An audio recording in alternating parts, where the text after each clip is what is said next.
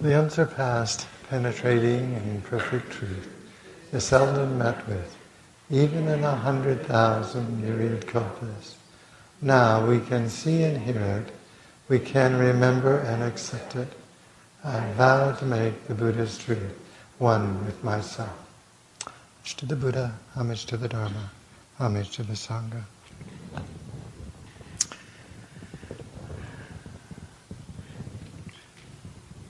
The Buddha's enlightenment can be described as simply seeing things as they truly are. What we usually do is see them through this filter of self. And so we don't see the things themselves. We see whether we like it or don't like it, or our ideas and opinions. So I want to read a quote from the Shurangama on Buddhas and Bodhisattvas see things. The Buddha said to Manjushri and to the rest of the great assembly, to the thus come ones, to the Buddhas of the 10 directions, and to the great Bodhisattvas who dwell in Samadhi, visual awareness and visual objects, and the objects of mind as well, are like elaborate mirages that appear in space. They have no real existence of their own. Fundamentally, visual awareness in all its conditioned objects are the pure, wondrously understanding enlightenment itself. In this enlightenment, how could there be an identity or lack of it? When I put on my kesa in the morning, there's this lovely verse from, I believe it's the Shishogi. It says, within these precepts dwell the Buddhas, enfolding all things within their unparalleled wisdom. There's no subject or object for any who dwell herein. No subject or object for any who dwell herein. All things, earth, trees, wooden posts, bricks and stones, become Buddhas once this refuge is taken. From these precepts come forth such a wind and fire that all are driven into enlightenment when the flames are fanned by the Buddha's influence. This is the merit of non-action and non-seeking, the awakening to true wisdom. This idea of getting beyond self and other object and subject and object, getting beyond a dualistic mind, is to be able to see the impermanence of all things. 40 years ago, this building wasn't here. In another 40 or 50 years, it'll probably be a different building altogether. And it'll have different people in it. But they'll all be studying the same thing. And if we see everything as impermanent and see ourselves as constantly evolving and changing, then we aren't quite so attached to this self. And then the Buddha asked Manjushri, Manjushri, I now ask you, you are Manjushri, is there a Manjushri about whom one can say, that is Manjushri? Or is there no such Manjushri? So Manjushri answers very politely, says, neither, world-honored one, I'm simply Manjushri. There is no one about whom one can say, that is Manjushri. So why? If there were, there would be 2 Manjushris. There would be Manjushri, and then there's the people who want to think they know about Manjushri. And that's really the crux of what I'm trying to talk about here, is that we don't see Manjushri, even though I brought a picture of Manjushri here for you to look at. When I look at that picture, I don't just see Manjushri, because I got that picture in 1974 when my sister died. She had a Japanese airline calendar from 1973. And this was a picture from the Japanese airline calendar in 1973. And this is a really beautiful frame that someone had found in the dump. And it was broken and needed to be fixed a little bit. And I've had it for 40-some years now, and I don't see it just as Manjushri. I also see it as a gift from my sister. I see it as a gift from taking things out of the dump and finding a good use for them. I see it as a lot of different things. And that's the point of how we see things through this filter of self. We don't just see Manjushri there. And Manjushri just sees Manjushri. And he just sees the world through this eyes of enlightenment, where it's like an elaborate mirages that appear in space. They have no real existence of their own. Fundamentally, all these things are the pure, wondrously understanding enlightenment itself. But we have to look with these eyes that are not clouded by our ideas and opinions, our likes and our dislikes. When you like somebody, you're likely to listen to them and think, oh yes, of course they're right. And when you don't like somebody, you immediately dismiss them without even hearing what they have to say, because you already know you're not going to like it and you're not going to agree with it. Our government runs like this.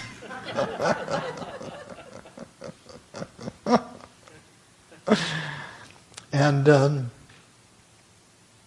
it's important that we see how it is that we distort things. It's like putting light through a prism and it comes out in all these different colors. The clear white light is no longer clear white light. It's red, yellow, green, white, purple. It's all these other colors. And that's how we filter what we see. We filter it through this likes and dislikes, kanchi, so sense. It's very simple. All you have to do is giving up picking and choosing.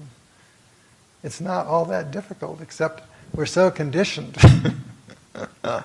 Our greeds and angers and fears control our reactions to things. So instead of letting those go, we react to them. And the whole purpose of our meditation is to get to some place deeper, where we're not simply reacting out of our emotional conditioning. And we can just see things as they are.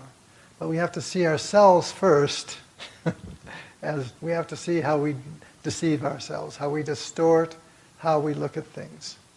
Because you can't change that until you can see the error. And that which understands the error is not itself in error. That which understands the error is the Buddha mind that's trying to point out that no, it has nothing to do with your likes and dislikes. It has nothing to do with you at all. It just is as it is. But to be able to see things as they are, you have to get the self out of the way.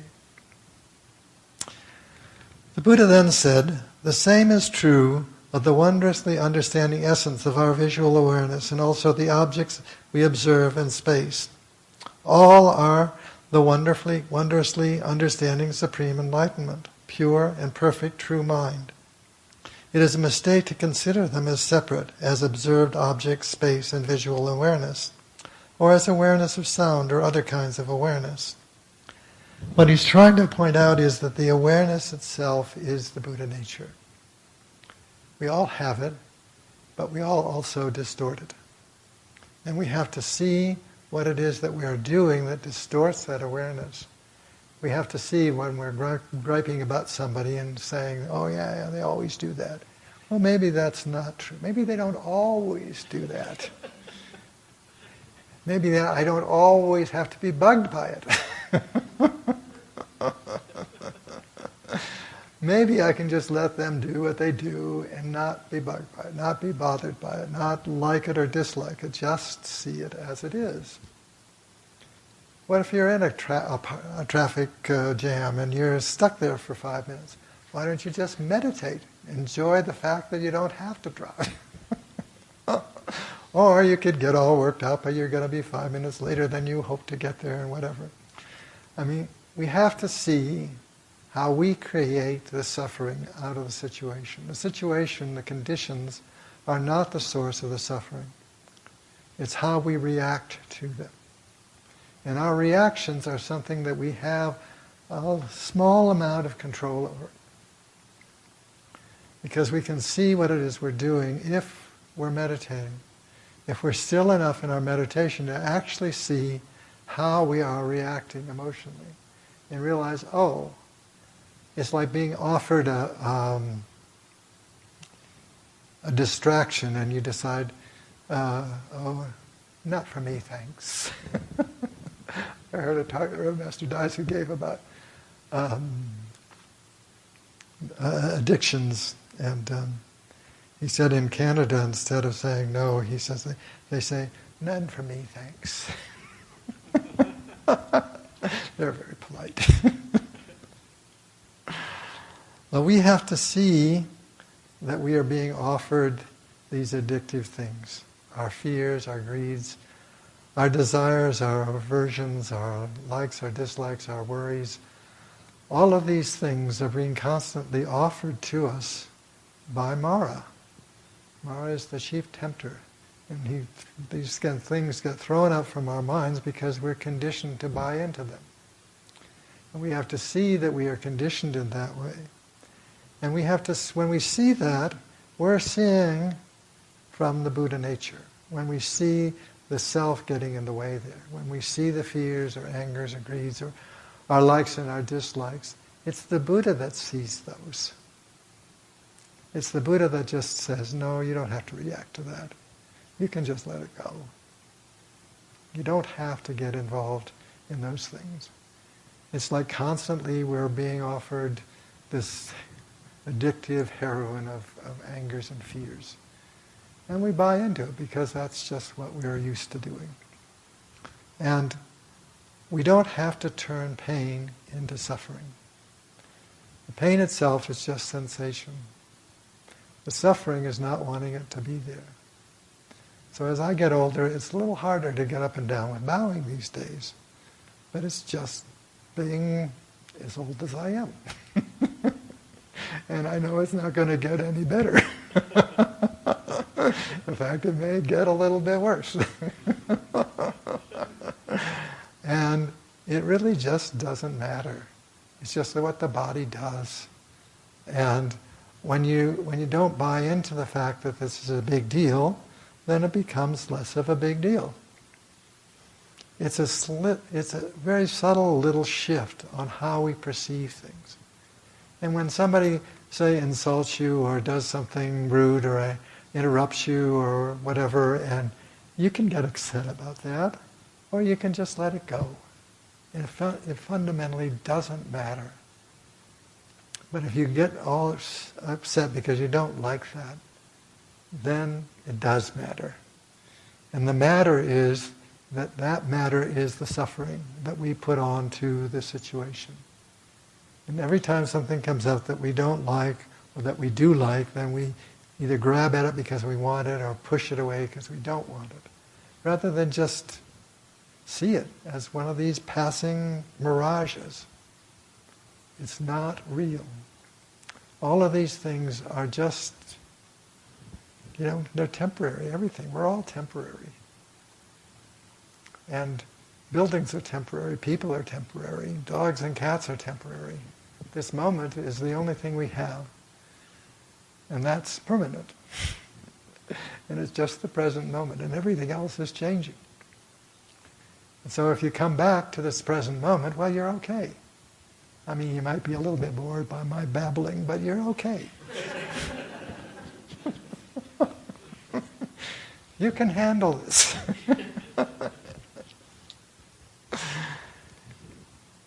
I'm going to read this again because it's really important. To the thus come ones, to the Buddhas of the 10 directions, to the great bodhisattvas who dwell in samadhi, visual awareness and visible objects, and objects of mind as well, are all like elaborate mirages that appear in space. They have no real essence of their own. Fundamentally, visual awareness and all its conditioned objects are the pure, wondrously understanding enlightenment itself. In that enlightenment, how could there be identity or lack of it? It's simply all the Buddha nature. Everything. Everybody, everything, every blade of grass. Every cloud that disappears. Every emotion that arises. It's just emotion arising, so big deal. Just because we are conditioned to have these things arise, and we don't have to react to them. we can learn to respond. There was a lovely line in this old movie, the video that I saw many years ago. It keeps sticking in my mind. It was the BBC's version called The Great Search, and it was their section on Buddhism, and they had an interview with Ananda Maitreya, who was this old monk who was in his late 80s at the time. He lived to be in his 90s. He was a wonderful human being. And he said, you see, they showed this ordination of a little 9-year-old boy, and after his ordination, his parents and his grandparents bowed to him and gave him gifts. And one of the things that Ananda Maitreya said, don't worry, if he gets above himself, we can help him down. Wasn't put him down, it's help him down. He also said that a man who doesn't love himself cannot love others. And we have to learn how to love ourselves. And that loving of yourself starts with the meditation. Learning just to be there, just to sit still and just be there with yourself. This is a very powerful thing that transforms your life. If you can just be there with your grumbly, old, greedy, fearful, whatever self, and just be there. You don't have to make it any better. You don't have to change it into something wonderful. It already is something wonderful. You just have to appreciate it. But most of the time, because of our conditioning, we're told there's something basically wrong with us just because we're born. And we've got to get over these conditions. Our Master said one of the hardest things is to learn to forgive ourselves for having bought into the delusions that our parents and teachers have sold to us. But we have to see that we are deceiving ourselves in this way, and we bought into these delusions. Because you can't change them until you see, oh, I'm acting out of that fear, or I'm acting out of greed, or I really don't like that person, so I'm not listening to them. And you're treating them as somebody who doesn't need to be listened to. And when you do that, you're cutting off part of yourself. Because it doesn't matter whether you agree with them or disagree with them. It does matter whether you listen. I have a friend who's dying, and the nicest thing about her doctor is the doctor comes and just listens. And every time she comes, she listens, and she offers some more medicine. The person doesn't want any more medicine. But she does want to be able to talk to the doctor. There was a lovely book called Kitchen Table Wisdom by a woman who was a doctor, but she had Crohn's disease, and she was talking about doctors who treat cancer patients.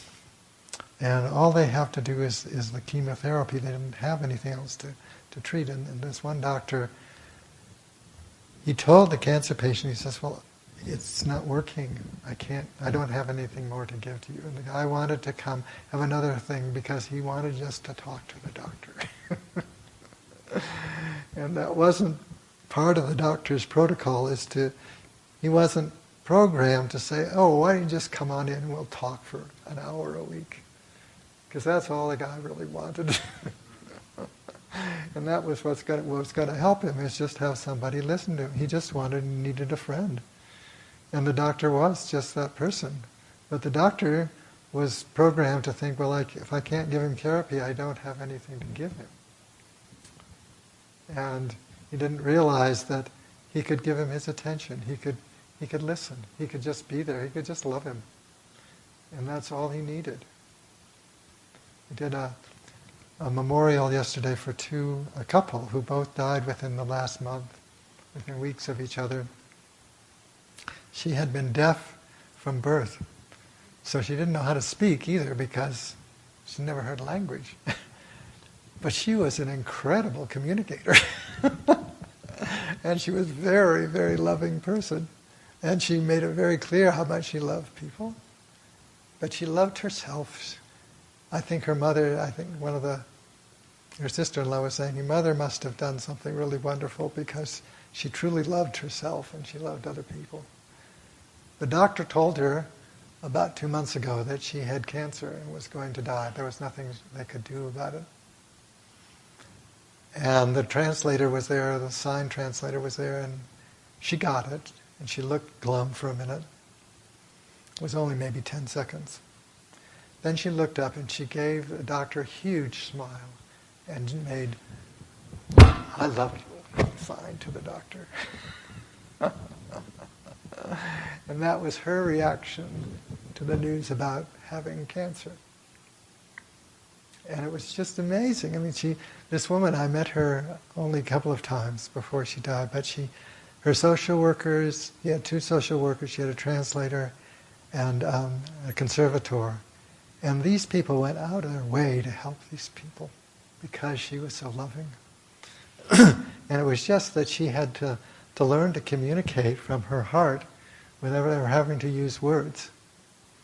There was a story in Zen Seeds about a lady who, she had been a geisha in Japan, and the person who was her lord went berserk because he found out his wife was sleeping with somebody else or something. And he killed all the people in this geisha house except this one woman, but she lost both her arms.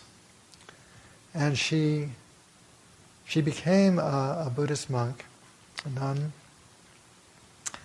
And she said, well, the birds, they don't have any hands. And she started to write poetry, putting a brush in her mouth to be like the birds. And she wrote these beautiful poems. And she used her limitation to her advantage. It didn't stop her from expressing her Buddha nature. And when we were talking about that story, and somebody said, how sad it would have been had she been 65 years old as an old geisha and had beautiful hands, but was no longer physically lovely. And instead, she became this beautiful monk who wrote this beautiful poetry and communicated from her heart. And the same as this deaf woman, she was such a loving person. And she was so willing to tell people how much she loved them that they all wanted to help her. The translator said, a couple of people came up to her at this Meadowlark home where she was living and wanted to learn sign language because they all wanted to be able to talk with her because they all could tell that this is a remarkable person. And she thought, okay, well, a couple of people show up. So she arranged for a class. Well, 15 people showed up for this class. But this was, whatever limitations you have, they don't limit your Buddha nature.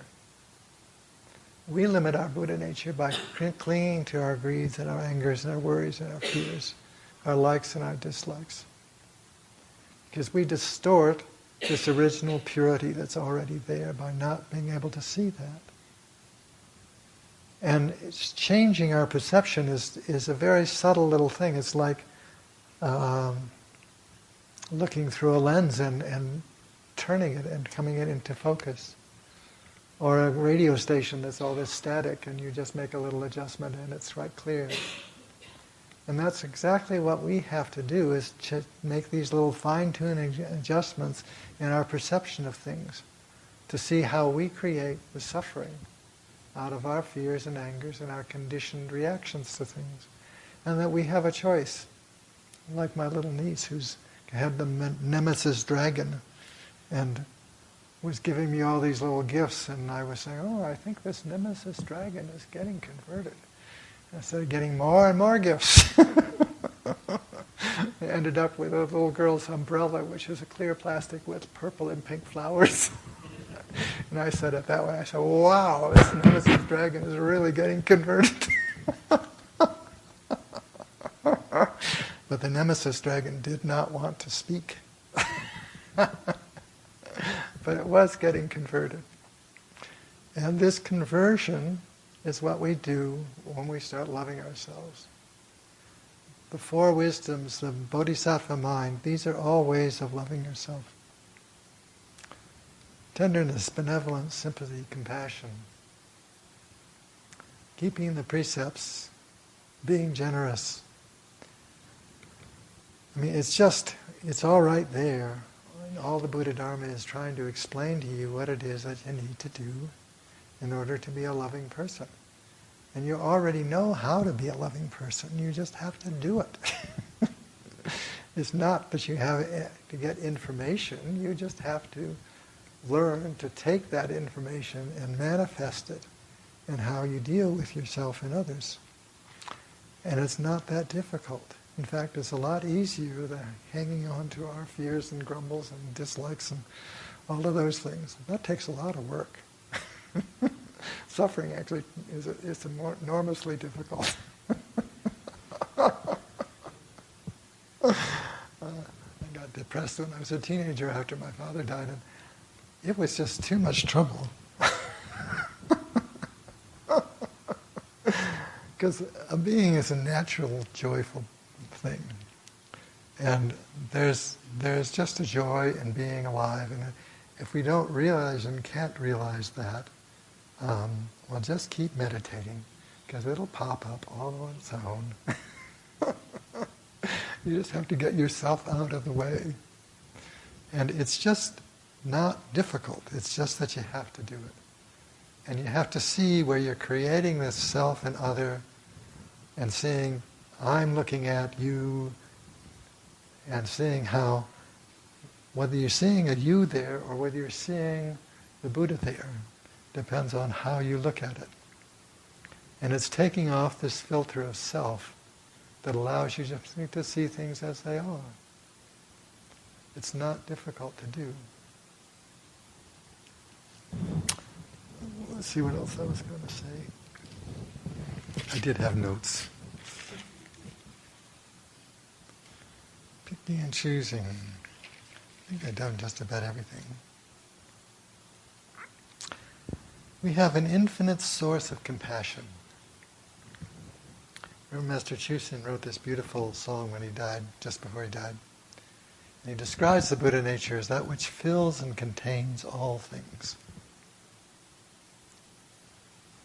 And when you realize that what fills and contains all things is this infinite loving kindness and compassion. And wisdom. Don't forget wisdom. You can't hear me in the back row? I have to speak loudly?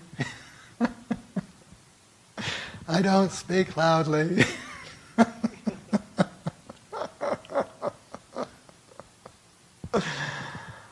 We have to see the self as something that is constantly evolving and changing. It's not a fixed entity. The Dalai Lama talks a lot about emotional maturity. I saw this video where the scientists spent the day explaining relativity and quantum mechanics to him. And at the end of the day, he said, well, you know, when you get a scientist who really understands basically emotional maturity, he says, well, we like hats in our tradition, and so we'll give him a special guru hat. Scientific guru hat. And they had all this understanding, but they didn't have this spark of humor and looking at this through the eyes of the Dalai Lama, where you could see that they were taking themselves very seriously. But maybe if they just lightened up a bit, and all their theories are very fine, but it has to do with emotional maturity and being able to confront these things that are difficult and take them lightly. We just don't have to put this heavy burden of self onto the things that we confronted with. This is what Reverend Master talked about Buddhism as a religion for those who wish to be spiritual adults, because this has to do with your spiritual maturity, to be getting beyond the greeds and the angers and the fears that we are conditioned with from birth, and accepting the responsibility for our lives. That responsibility means we have this old karma that we need to convert. And if we don't convert it in this life, we just pass that on to somebody else. We don't accept the responsibility for converting it in this existence. And all of us here have this incredible gift of being drawn to the Dharma. And now it's your opportunity to use that in your daily life to see what it is that you need to do about your emotional immaturity. And see where those fears and greeds and angers and impatience and that kind of stuff comes up all the time. And you just have to learn to let it go. This lifetime is not about me, it's about getting rid of me. And you don't get rid of it, you convert it to something else. You don't have to get rid of any of this stuff, you just have to use it. It's all can be helpful. It's like the lady with no arms could be a wonderful poet. The lady who couldn't hear could be a wonderfully loving person and express that from her heart because she had to. And there's no judgment. The Eternal is not judging us. We're the ones who judge things. And as you see you're judging things, let go of it. The minute you see you've put a judgment on something, that's like poison. It's like sticking your hand at a rattlesnake. You're just learn to not do that. Don't go there. It doesn't help. The Eternal doesn't judge. There's a book I read recently by a woman who had cancer, which she found out later developed because of her fear of cancer. And she had this near-death experience and was able to see for her what the cause was because she was so terrified. And within days of her coming back from this experience, there were no cancer cells left in her body. And she's going around telling about everybody how to live fearlessly. Because if you feed into those fears, you'll create the very thing that you're afraid of. Because fear and attraction are really in the same place. And so what you have to learn to do is to see how to leap beyond the fear. That's where you find the heart of compassion. And that's part of this conversion process of changing your perception. If something looks really awful or terrified or you're fearful, well, take a good look at it. Maybe it's not quite so bad as you thought. I remember some years ago making a list of all my fears. I thought, well, I better do something about these. What are they? And I looked at this list and I thought, oh, well, it all happened in one form or another and I'm still okay. But it was really helpful just to make a list of them and just to look at it and see, oh, that's what I'm afraid of. And most of the fear has to do with the not looking at those things that are difficult or painful. And if we can look at them, like for a priest, the first thing you do at a funeral ceremony is to allow the sight of the dead to enter your mind. Because we're all going to end up in that same position. And to be open to that, just allow the sight of the dead to enter your mind. Look at those things that you might think are fearful. Ajahn Chah was terrified of sitting in a graveyard, in a cemetery. But he did it, and he meditated with his eyes closed. So he had his sitting there, and he was terrified. He felt something coming up around him. He was out of some spirit or something. But he was determined just to be there. No matter how fearful it got, he was going to just sit there. And by the morning, he had leapt beyond his fear. And he was a very different person because he was able just to be there in the midst of this really incredible, intense fear and just experience that and realize that he wasn't harmed. Because karma is cleansed by having these feelings pass through. We don't have to turn them into something else. We just have to be the vehicle through which they pass.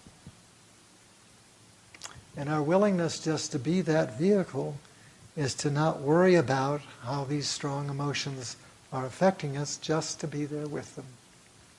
They're just something we can learn from.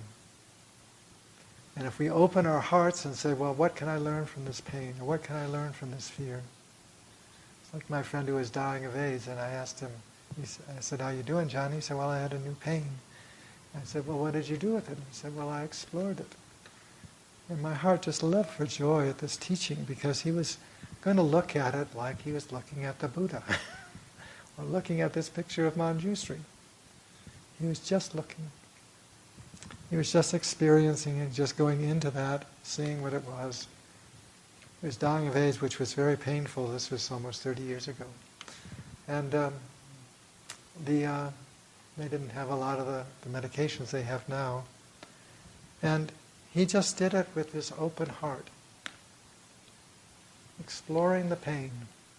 And it's a really incredibly helpful teaching that I come back to again and again.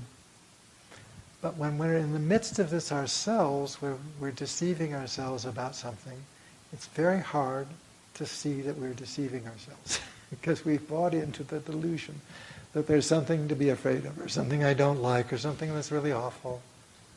And it's like the fear of global warming. Well, it could get really awful, but we're okay right this minute. And we can do what we can do, and hopefully the laws will change and we can maybe help those things along, but come back to the present moment.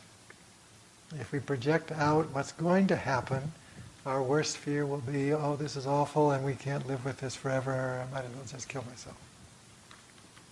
And that's how that despair works. And what we have to learn is that if we come back to right now, well, it's okay, I had breakfast. A nice cup of coffee. We even had persimmon yogurt with our granola. Woo!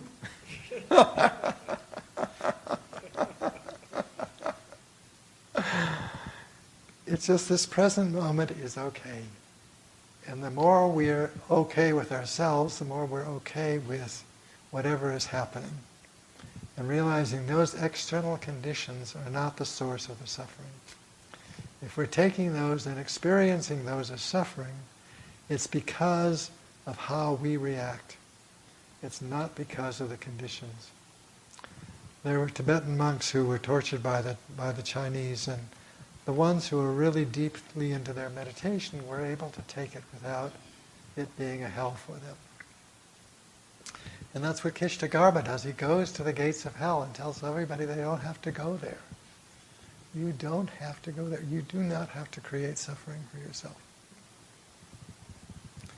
And that's the bodhisattva mind that's willing to sit there in the midst of hell and tell everybody that, no, you don't have to go there.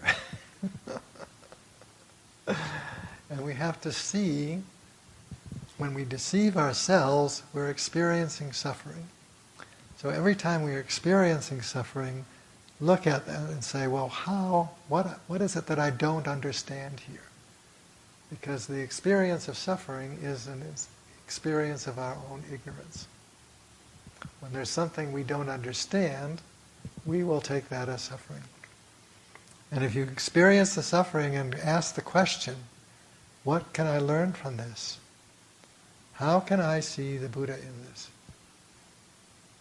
What the Buddha said here is that everything, let me read this quote again, because it's really important. The Buddhas and the Bodhisattvas who dwell in samadhi, for them visual awareness, the visible objects and the object of mind as well, are like elaborate mirages that appear in space. They have no real existence of their own. Fundamentally, visual awareness and all its conditions, objects, are pure, wondrously understanding enlightenment itself. How could there be an identity or lack of it? Everything is the Buddha nature. Manjushri, I now ask you, you are Manjushri. Is there a Manjushri about whom one can say that is Manjushri? Or is there no such Manjushri? Neither, world-honored one, I am simply Manjushri. There is no one about whom one can say that is Manjushri. Why? If there were, there would be two Manjushris.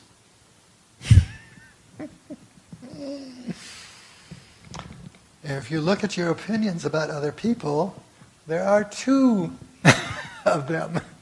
There's yours, and then there's theirs.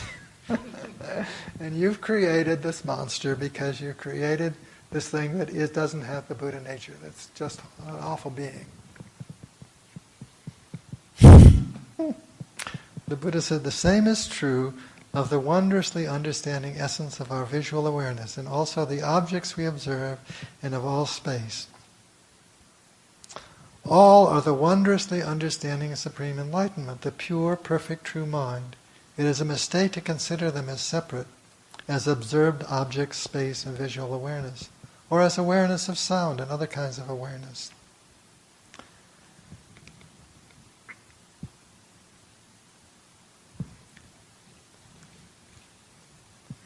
So if you want to know Manjushri, you have to be Manjushri. You can't just think that is Manjushri.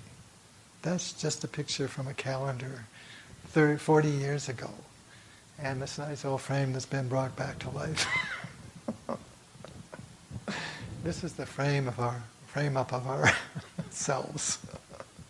We create this picture of ourselves and hold on to it. And think, this is me. But there is no me. But if you think you're a Buddha, then you're equally deluded. If you think you're not a Buddha, you're equally deluded. You just have to learn to act like the Bodhisattva. So let's end with the Bodhisattva vows. However innumerable beings may be, I vow to save them all. However inexhaustible the passions may be, I vow to transform them all. However limitless the Dharma may be, I vow to comprehend it completely. However infinite the Buddha's truth is, I vow to realize it. Homage to the Buddha, homage to the Dharma, homage to the Sangha. Well, thanks for putting up with me.